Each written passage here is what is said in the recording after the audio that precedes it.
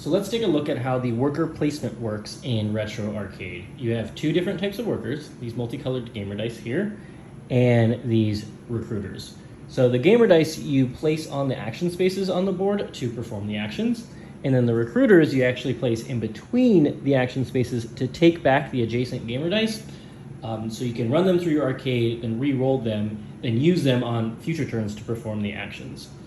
So let's see how the gamer dice perform actions. So they can go anywhere. Even if you're in a block space, you just pay one of any resource to kick the dice out and then place your die there.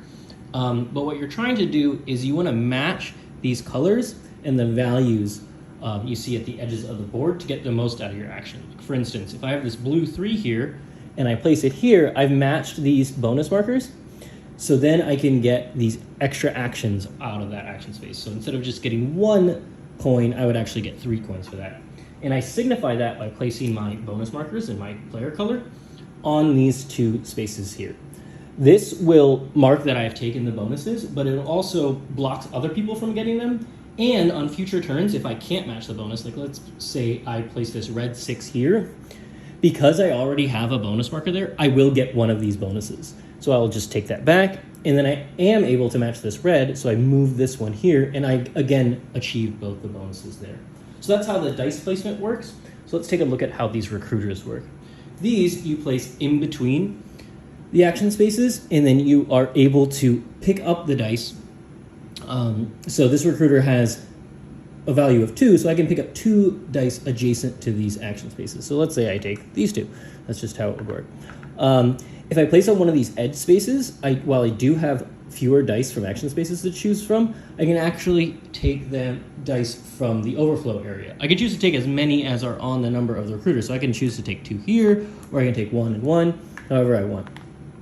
The issue is when you place it on the side of the board, you actually don't get the benefits that recruiters have when they're placed on the board. So if I decide to go on an action space that's adjacent to one of my recruiters, I don't need to pay that 1 resource entry fee to push off a die. So it's essentially I get that action for free, and I can always go there for free. If I have 2 recruiters adjacent to a space, then I can actually activate 1 bonus for free. So I can do this and I get the bonus. So like in this instance, I already get the bonus here, but since I have the 2 recruiters adjacent, I would get this bonus even though I don't match. The significance of that is that if another player's bonus marker, let's say if another player's bonus marker was there, I could actually kick out their bonus marker, removing it from the board, and claiming that bonus. So it gives me a little bit of area control and a little, I can be a little antagonistic with other players when I do that. And then if you actually have 3 recruiters adjacent to 1 space, I would be able to do 2 bonuses even if I don't match. Again, kicking out players. So if I went right here, I would be able to get this bonus even though I don't match, and this bonus because I have all 3 of those workers. There's one more thing you can actually do.